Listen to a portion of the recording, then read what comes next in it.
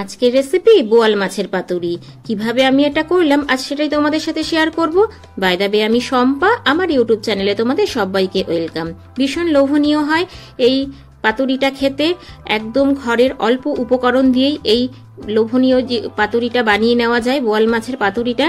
বন্ধুরা, আমার এই রেসিপিটা দেখতে থাকো, আশা করি তোমাদের ভালো লাগবে। ভালো লাগলে লাইক কমেন্ট শেয়ার করে আমার সাথে থেকো, আমার পাশে থেকো। আর যারা নতুন বন্ধু তারা আমার চ্যানেলটাকে সাবস্ক্রাইব করে পাশে থাকা অল বাটনটা অল করে দিও।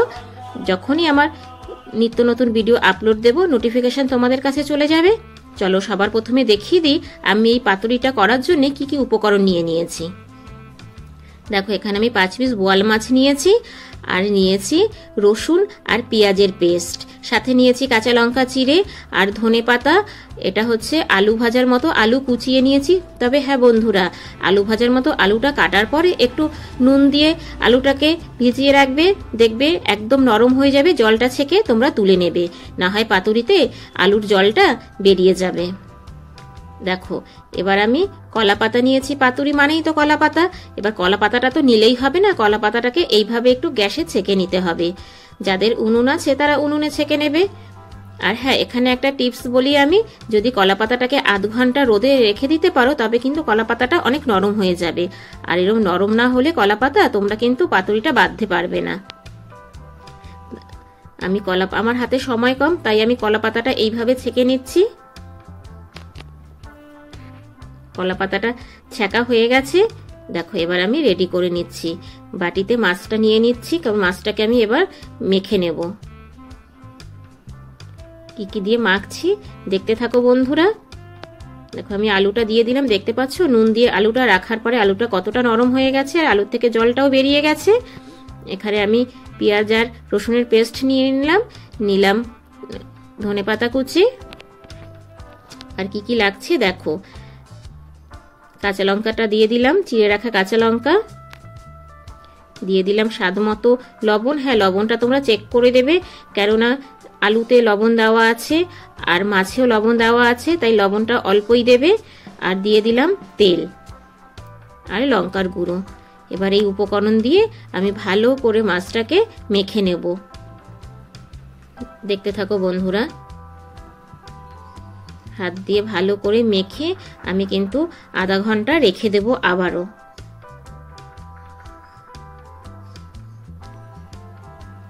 সবকটা উপকরণ দিয়ে মাছটাকে আমি ভালো করে মেখে নিচ্ছি। যেহেতু মাছটা কাঁচা করব তার জন্য এটা আধা ঘন্টা রেখে দেব সব উপকরণ মাখিয়ে। দেখো, মাখা হয়ে গেছে, আমি আধা ঘন্টা রেখে দেব। দেখো বন্ধুরা, ফিরে আসলাম আধা ঘন্টা পরে। এবার আমি এটাকে পাতার মধ্যে করে কিভাবে করব সেটা তোমাদেরকে দেখাবো বন্ধুরা, ভিডিওটা দেখতে থাকো। ভীষণ লোভনীয় এইটা খেতে হয়, এই পাতুরিটা। দেখো, কলা পাতা নিয়ে নিয়েছি। এবার কলা পাতায় আমি মাছটা দিয়ে দিচ্ছি। তবে হ্যাঁ, কলা পাতাটা ভালো করে মুছে নেবে, যদি ধুতে পারো আরো ভালো, যদি ধুতে না পারো কলা পাতাটা মুছে নেবে, কেন অনেক নোংরা থাকে কলা পাতার মধ্যে। দেখো, দিয়ে দিলাম আমি মাছগুলোকে সব। এবার আমি কলা পাতাটাকে মুড়বো।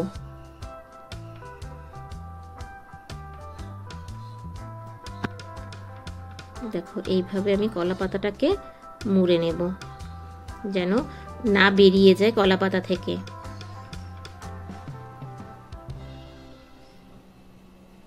তবে কলা পাতাটা একদম গোটা হলে ভালো হয়। ছেলে তো অত বোঝে না, কলা পাতাটা ও নিয়ে এসছে, মাঝখানে মাঝখানে পাতাগুলো একটু ফেটে গেছে। দেখো, এইভাবে আমি কলা পাতাটার সাথে মাছগুলো মুড়ে নিচ্ছি।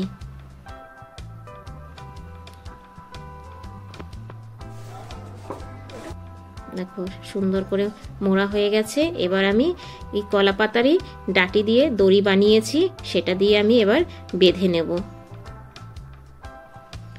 এইভাবে আমি পাতুরিটাকে বেঁধে নেব। হ্যাঁ বন্ধুরা, বাড়িতে একবার এইভাবে ট্রাই করে দেখো, ভীষণ সুস্বাদু হয় খেতে।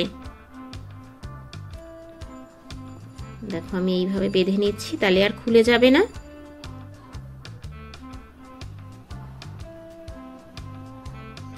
দেখো,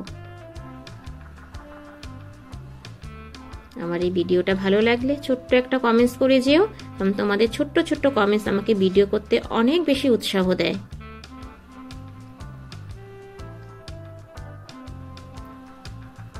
দেখো আমার বাঁধা হয়ে এসেছে। এবার আমি এটা একটা চাটুতে বসিয়ে দেব। দেখো আমি চাটু বসিয়ে দিয়েছি গ্যাসে, চাটুটাতে একটু তেল মাখিয়ে নিয়েছি। এবার আমি পাতুরিটা দিয়ে দিলাম, এটাকে ভালো করে ছেঁকে নেব, তোমাদেরকে দেখাবো, দেখতে থাকো বন্ধুরা। বসিয়ে দিয়েছি আমি।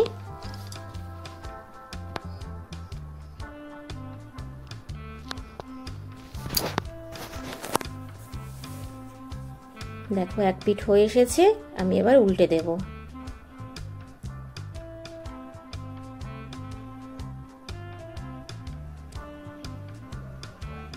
দেখো বন্ধুরা আরেক পিঠও হয়ে গেছে, আবারও উল্টে দিচ্ছি। এইভাবেই আমি 4-5 বার উল্টে দেব। আর গ্যাসের ফ্লেমটা প্রথমে হাই রাখবে, তারপরে লো করে দেবে। লো করে দিলে ভেতরের মাছটা আস্তে আস্তে সিদ্ধ হয়ে যাবে। দেখো বন্ধুরা বুঝছো পাতার কালার পুরো চেঞ্জ হয়ে গেছে, মানে আমার এটা হয়ে এসেছে।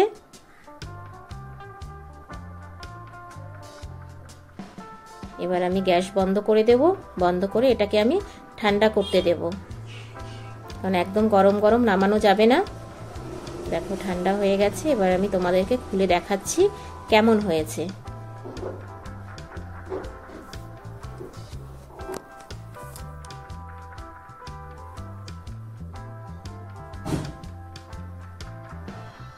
দেখো বন্ধুরা দেখতে পাচ্ছ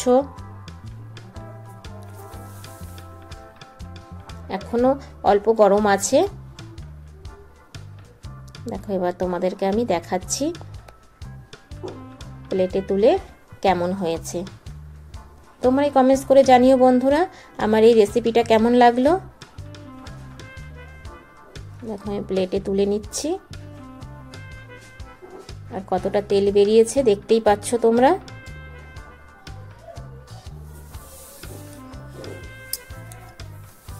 এইভাবে তোমরা বোয়াল মাছের পাতুরি করে খেয়ে দেখবে, ভীষণ ভালো লাগবে।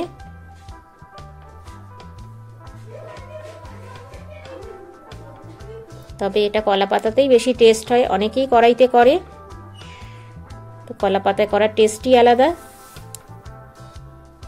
দেখো বন্ধুরা ফাইনালি আমার বোয়াল মাছের পাতুরি রেডি।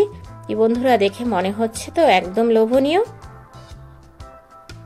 আমার এই ভিডিওটা যদি ভালো লেগে থাকে লাইক কমেন্ট শেয়ার করো, আর এইভাবেই আমার সাথে থেকো, পাশে থেকো।